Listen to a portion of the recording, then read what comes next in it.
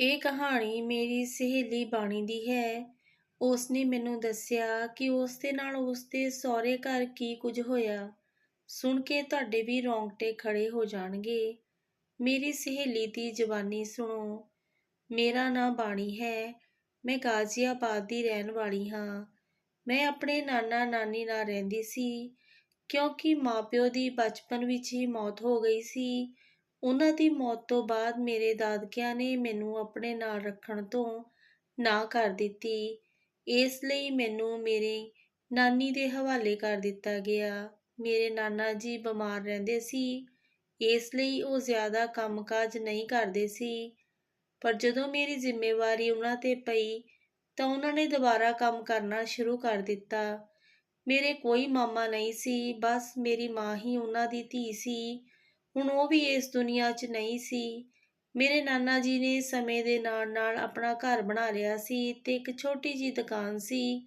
ਉਹ ਦੁਕਾਨ ਚਲਾਉਂਦੇ ਸੀ, ਜਿਸ ਦੇ ਨਾਲ ਘਰ ਦਾ ਖਰਚਾ ਚੱਲਦਾ ਸੀ ਤੇ ਮੇਰੀ ਪੜ੍ਹਾਈ ਦਾ ਖਰਚਾ ਵੀ ਮੇਰੇ ਨਾਨਾ ਜੀ ਚੁੱਕਦੇ ਸੀ। ਉਹਨਾਂ ਨੇ ਕਦੀ ਵੀ ਮੈਨੂੰ ਮਾਂ-ਪਿਓ ਦੀ ਕਮੀ ਮਹਿਸੂਸ ਨਹੀਂ ਹੋਣ ਦਿੱਤੀ ਸੀ। ਉਹਨਾਂ ਨੇ ਮੇਰੀ ਪਰਵਰਿਸ਼ ਬਿਲਕੁਲ ਉੱਦਾਂ ਹੀ ਕੀਤੀ ਜਿੱਦਾਂ ਕਿ ਬਹੁਤ ਸਾਲ ਪਹਿਲਾਂ ਮੇਰੀ ਮਾਂ ਦੀ ਪਰਵਰਿਸ਼ ਕੀਤੀ ਸੀ। ਉਹ ਮੈਨੂੰ ਬਹੁਤ ਪਿਆਰ ਕਰਦੇ ਸੀ ਤੇ ਮੈਂ ਵੀ ਉਹਨਾਂ ਨੂੰ ਬਹੁਤ ਪਿਆਰ ਕਰਦੀ ਸੀ।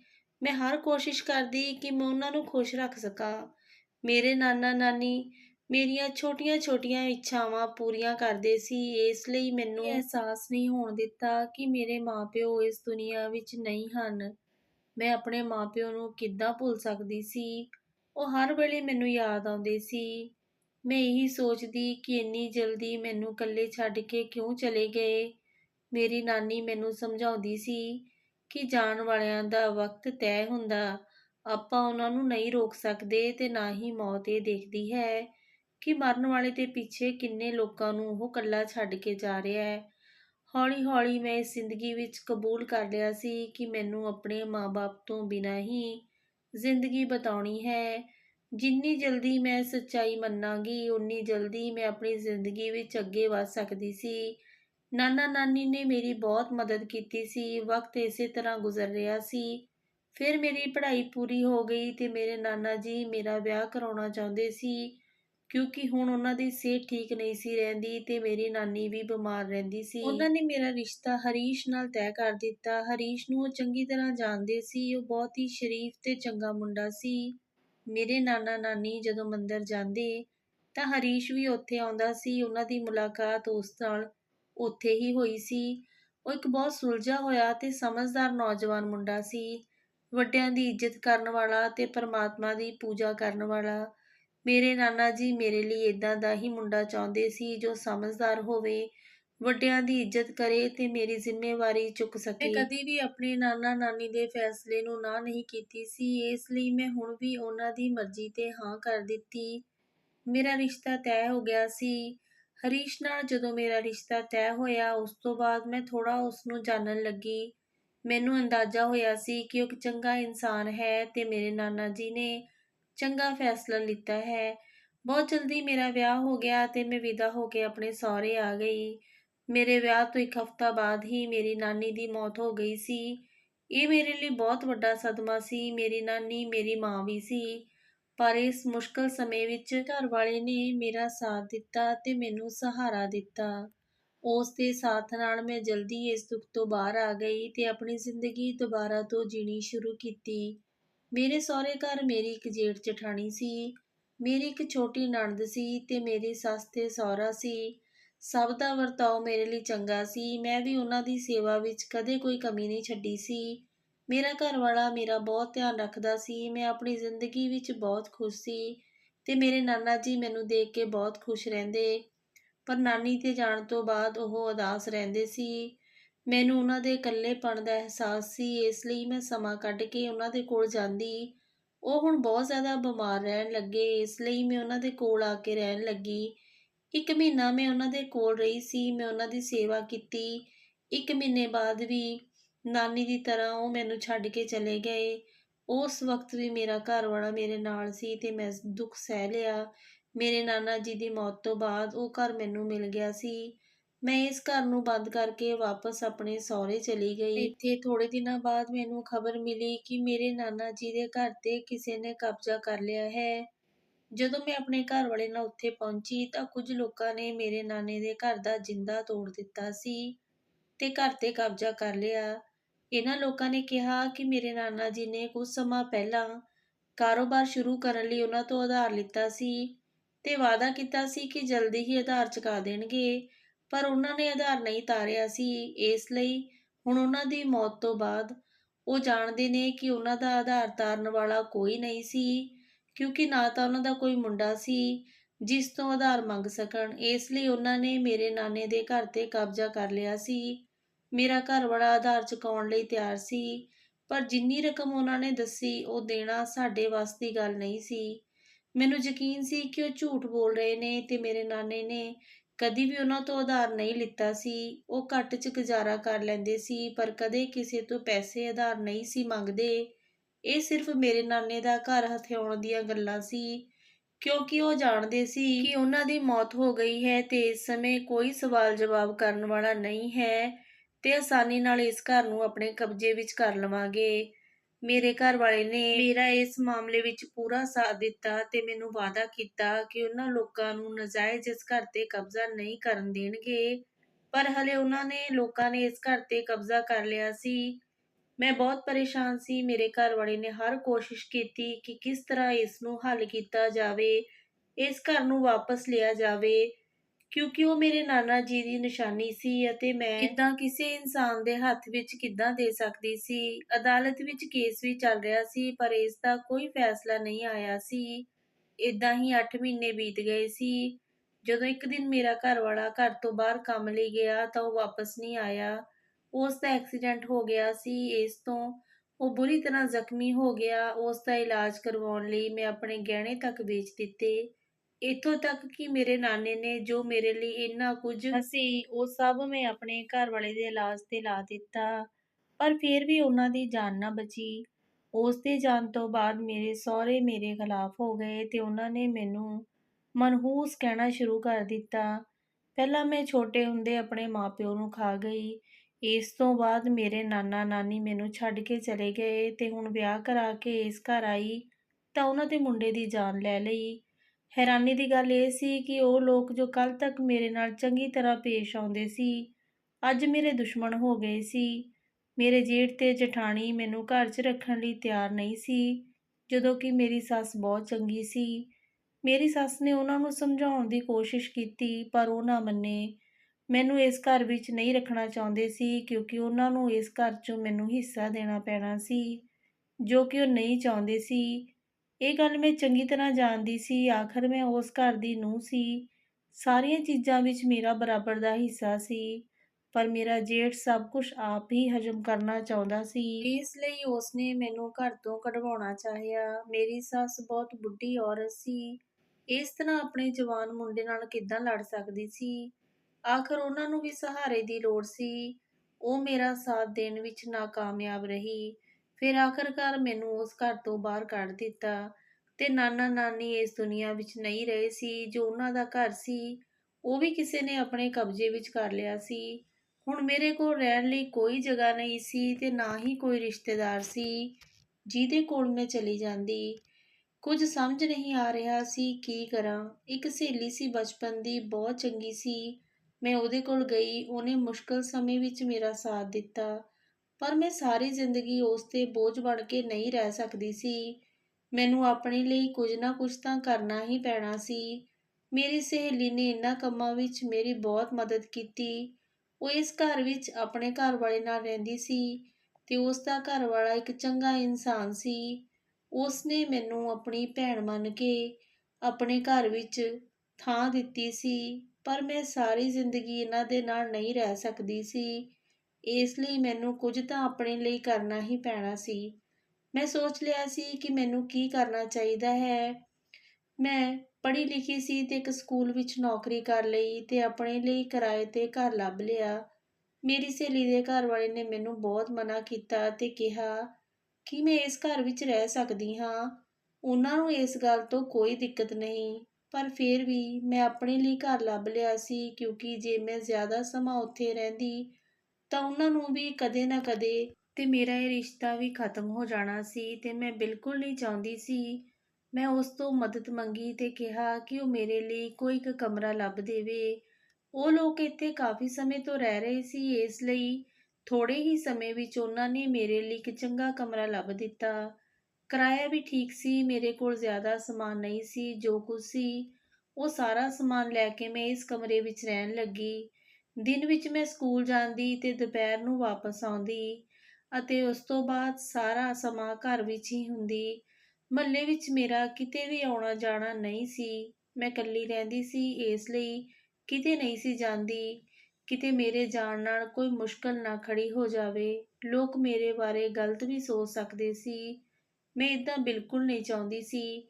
ਮੁਹੱਲੇ ਵਿੱਚ ਇੱਕ ਕੋਨੇ ਤੇ ਇੱਕ ਕਿਰਾਏ ਤੇ ਦੁਕਾਨ ਸੀ। ਮੈਂ ਜਿਹੜਾ ਵੀ ਸਮਾਨ ਲੈਣਾ ਹੁੰਦਾ, ਸੌਦਾ ਲੈਣਾ ਹੁੰਦਾ, ਮੈਂ ਉਸ ਦੁਕਾਨ ਤੇ ਚਲੀ ਜਾਂਦੀ, ਕਿਉਂਕਿ ਦੁਕਾਨ ਮੇਰੇ ਘਰ ਦੇ ਬਿਲਕੁਲ ਕੋਲ ਸੀ ਅਤੇ ਮੈਂ ਇਕੱਲੀ ਰਹਿੰਦੀ ਸੀ। ਇਸ ਲਈ ਘਰ ਦੇ ਕੰਮ, ਭਾਵੇਂ ਬਾਹਰ ਦੇ ਕੰਮ ਹੋਣ, ਭਾਵੇਂ ਘਰ ਦੇ ਕੰਮ ਹੋਣ, ਸਭ ਆਪ ਹੀ ਦੇਖਣਾ ਪੈਂਦਾ ਸੀ। ਮੈਂ ਇਕੱਲੀ ਸੌਦਾ ਲੈਣ ਦੁਕਾਨ ਤੇ ਚਲੀ ਜਾਂਦੀ ਤੇ ਦੁਕਾਨ ਵਾਲਾ ਮੇਰੇ ਨਾਲ ਬਹੁਤ ਚੰਗੇ ਤਰੀਕੇ ਨਾਲ ਗੱਲ ਕਰਦਾ। ਉਸ ਦੀ ਇਹ ਗੱਲ ਮੈਨੂੰ ਬਹੁਤ ਪਸੰਦ ਸੀ, ਇਸ ਲਈ ਹਮੇਸ਼ਾ ਮੈਂ ਉਸ ਦੀ ਦੁਕਾਨ ਤੇ ਸਮਾਨ ਲੈਣ ਜਾਇਆ ਕਰਦੀ ਸੀ। ਇੱਕ ਦਿਨ ਇਸੇ ਤਰ੍ਹਾਂ ਮੈਂ ਉਹਦੀ ਦੁਕਾਨ ਤੋਂ ਸੌਦਾ ਲੈ ਕੇ ਆਪਣੇ ਘਰ ਵਾਪਸ ਆ ਰਹੀ ਸੀ ਕਿ ਰਾਸਤੇ ਵਿੱਚ ਮੈਨੂੰ ਮੇਰੀ ਇੱਕ ਗੁਆਂਢਣ ਮਿਲੀ। ਮੇਰੀ ਗੁਆਂਢਣ ਨਾਲ ਜ਼ਿਆਦਾ ਗੱਲ ਨਹੀਂ ਸੀ ਹੁੰਦੀ, ਪਰ ਗਲੀ ਵਿੱਚ ਆਉਂਦੇ ਜਾਂਦੇ ਇੱਕ ਦੋ ਵਾਰ ਉਸ ਦੌਰਾਨ ਮੇਰੀ ਮੁਲਾਕਾਤ ਹੋਈ ਸੀ। ਦਿਨ ਵਿੱਚ ਮੇਰੇ ਕੋਲ ਸਮਾਂ ਵੀ ਨਹੀਂ ਹੁੰਦਾ ਸੀ ਕਿ ਮੈਂ ਕਿਸੇ ਦੇ ਘਰ ਜਾਵਾਂ ਤੇ ਸ਼ਾਮ ਨੂੰ ਕਿਸੇ ਦੇ ਕੋਲ ਜਾਣਾ ਮੈਨੂੰ ਵੈਸੇ ਹੀ ਪਸੰਦ ਨਹੀਂ ਸੀ ਤੇ ਨਾ ਹੀ ਕਦੇ ਉਹ ਮੇਰੇ ਘਰ ਆਈ ਸੀ। ਰਾਸਤੇ ਵਿੱਚ ਹੀ ਥੋੜੀ ਜਾਣ ਪਛਾਣ ਹੋ ਗਈ ਸੀ, ਇਸ ਲਈ ਮੈਂ ਜਾਣਦੀ ਸੀ। ਉਸਨੇ ਮੈਨੂੰ ਕਿਹਾ ਕਿ ਇਸ ਬਦਮਾਸ਼ ਕੋਲ ਸਮਾਨ ਲੈਣ ਨਾ ਜਾਇਆ ਕਰ ਤੇ ਕਹਿਣ ਲੱਗੀ ਇੱਕ ਨੰਬਰ ਦਾ ਆਵਾਰਾ ਇਨਸਾਨ ਹੈ। ਮੈਂ ਉਸ ਦੀ ਗੱਲ ਸੁਣ ਕੇ ਹੈਰਾਨ ਹੋ ਗਈ। ਮੈਨੂੰ ਤਾਂ ਉਸ ਇਨਸਾਨ ਵਿੱਚ ਕੋਈ ਬੁਰਾਈ ਨਹੀਂ ਸੀ ਦਿਸਦੀ, ਸਗੋਂ ਉਹ ਤਾਂ ਜਦੋਂ ਮੈਂ ਜਾਂਦੀ ਮੇਰੇ ਨਾਲ ਬਹੁਤ ਚੰਗੇ ਤਰੀਕੇ ਨਾਲ ਪੇਸ਼ ਆਉਂਦਾ। ਪਰ ਮੇਰੀ ਗੁਆਂਢਣ ਉਹਦੇ ਬਾਰੇ ਕੁਝ ਕਹਿ ਰਹੀ ਸੀ। ਉਹਨੇ ਮੈਨੂੰ ਦੱਸਿਆ ਕਿ ਮੈਂ ਇਸ ਮੁਹੱਲੇ ਵਿੱਚ ਨਵੀਂ ਆਈ ਹਾਂ, ਇਸ ਲਈ ਤੂੰ ਇਸ ਮੁਹੱਲੇ ਬਾਰੇ ਨਹੀਂ ਜਾਣਦੀ। ਇਹ ਆਦਮੀ ਤਾਂ ਪੂਰੇ ਮੁਹੱਲੇ 'ਚ ਮਸ਼ਹੂਰ ਹੈ, ਮੁਹੱਲੇ ਦੀਆਂ ਔਰਤਾਂ ਨੂੰ ਆਉਂਦੇ ਜਾਂਦੇ ਤਾੜਦਾ ਰਹਿੰਦਾ, ਸਾਰਾ ਦਿਨ ਦੁਕਾਨ ਤੇ ਹੀ ਬੈਠਾ ਰਹਿੰਦਾ। ਇਸ ਲਈ ਇਹਨੂੰ ਸਭ ਪਤਾ ਹੁੰਦਾ ਕਿ ਕਿਹਦੇ ਘਰ ਵਿੱਚ ਕਿੰਨੇ ਆਦਮੀ ਨੇ ਤੇ ਕਿੰਨੇ ਨਹੀਂ, ਤਾਂ ਹੀ ਰਾਤ ਨੂੰ ਕੰਧ ਟੱਪ ਕੇ ਉਹਨਾਂ ਦੇ ਘਰ ਪਹੁੰਚ ਜਾਂਦਾ। ਮੁਹੱਲੇ ਦੀਆਂ ਸਾਰੀਆਂ ਔਰਤਾਂ ਦੇ ਨਾਲ ਇਸ ਨੇ ਇਦਾਂ ਹੀ ਕੀਤਾ ਕਿਉਂਕਿ ਇਸ ਦੇ ਪਿੱਛੇ ਕੋਈ ਮਜ਼ਬੂਤ ਹੱਥ ਹੈ। ਇਸ ਲਈ ਲੋਕਾਂ ਨੇ ਬਹੁਤ ਵਾਰੀ ਇਸ ਨੂੰ ਮੁਹੱਲੇ ਤੋਂ ਕੱਢਣ ਦੀ ਕੋਸ਼ਿਸ਼ ਕੀਤੀ, ਪਰ ਇਹਨੂੰ ਕੱਢ ਨਹੀਂ ਪਾਏ, ਕਿਉਂਕਿ ਇਹ ਕੋਈ ਆਮ ਆਦਮੀ ਨਹੀਂ। ਇਸ ਲਈ ਲੋਕਾਂ ਨੇ ਇਸ ਨੂੰ ਇਸ ਦੇ ਹਾਲ ਤੇ ਛੱਡ ਦਿੱਤਾ ਤੇ ਸਭ ਆਪਣੀ ਰੱਖਿਆ ਆਪ ਕਰਦੇ ਨੇ। ਕੋਈ ਵੀ ਇਸ ਨਾਲ ਜ਼ਿਆਦਾ ਗੱਲ ਨਹੀਂ ਕਰਦਾ।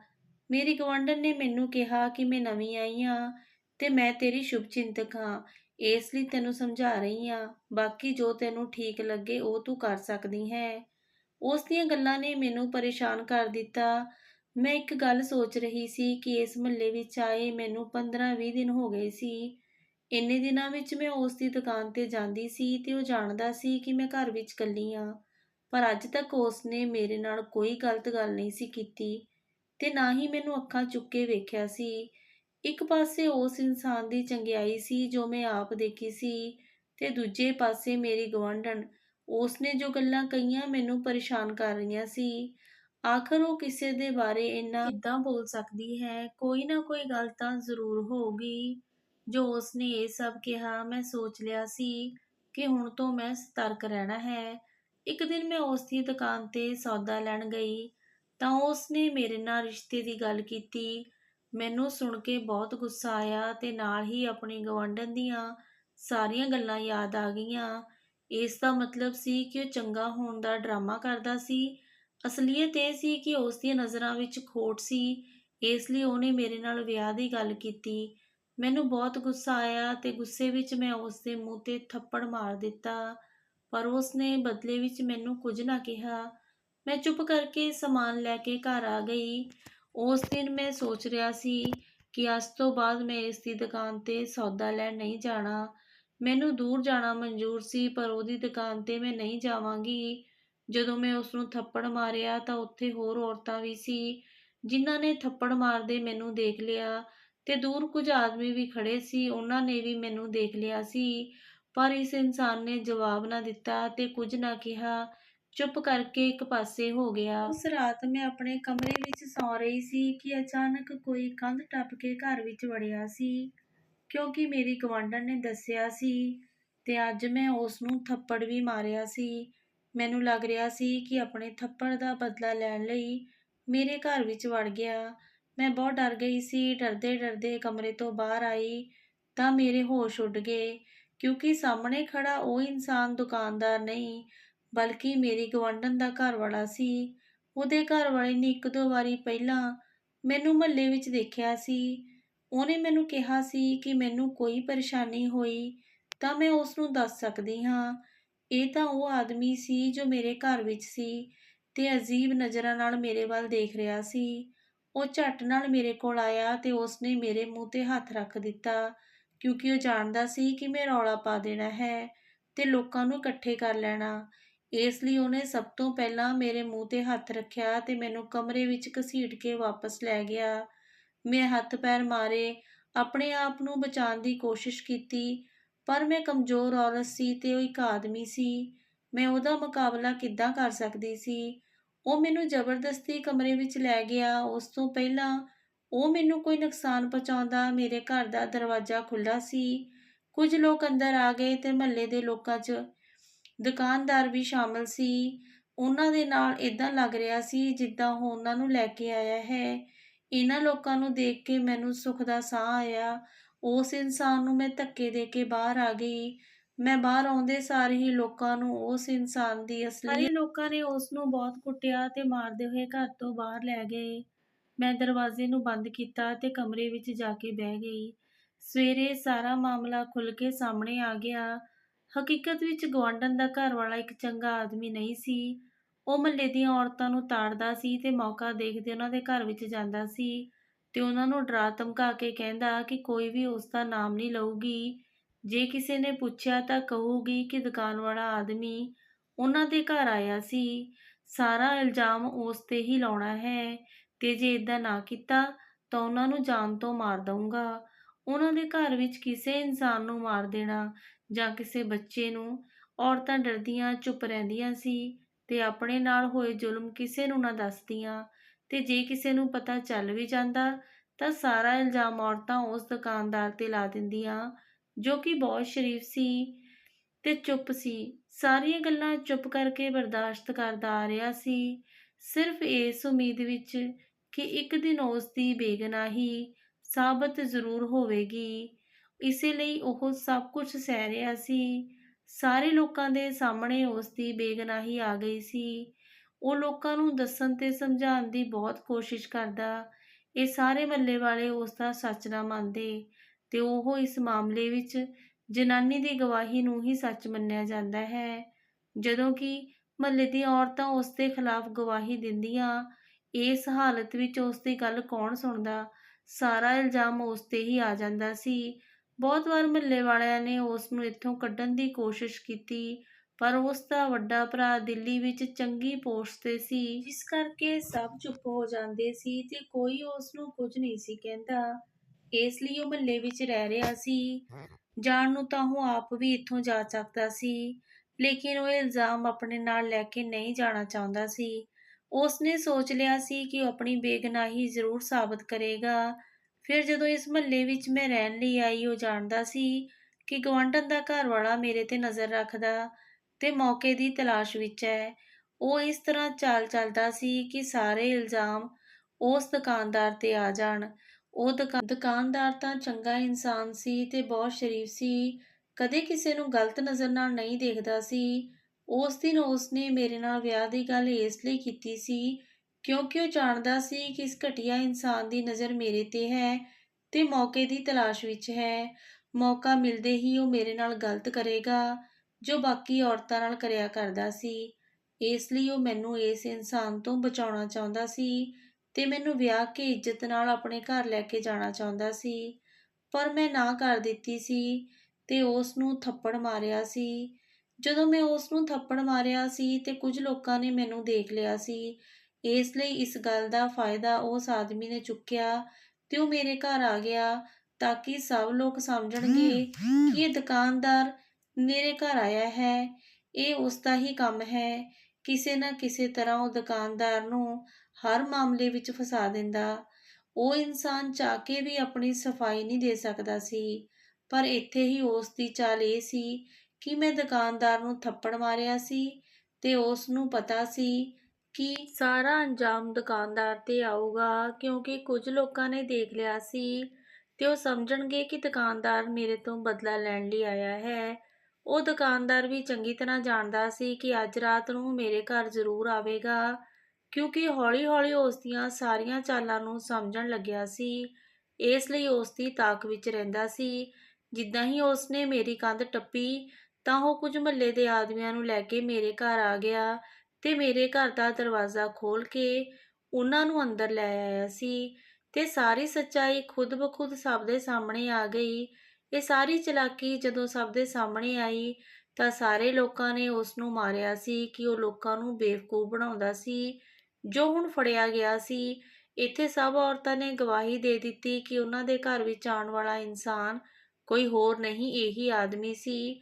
ਉਹ ਡਰ ਕੇ ਦੁਕਾਨਦਾਰ ਦਾ ਨਾਂ ਲੈਂਦੀਆਂ ਸੀ, ਕਿਉਂਕਿ ਉਹਨਾਂ ਨੂੰ ਧਮਕਾਉਂਦਾ ਸੀ ਕਿ ਜਾਨ ਤੋਂ ਮਾਰ ਦੇਵੇਗਾ, ਜਿਸ ਦੀ ਵਜ੍ਹਾ ਨਾਲ ਉਹ ਡਰ ਜਾਂਦੀਆਂ ਸੀ ਤੇ ਉਹ ਜਿੱਦਾਂ ਕਹਿੰਦਾ ਸੀ ਸਾਰੀਆਂ ਔਰਤਾਂ ਉੱਦਾਂ ਹੀ ਕਰਦੀਆਂ ਸੀ ਤੇ ਚੁੱਪ ਕਰਕੇ ਸਾਰੇ ਜ਼ੁਲਮ ਸਹਿ ਲੈਂਦੀਆਂ।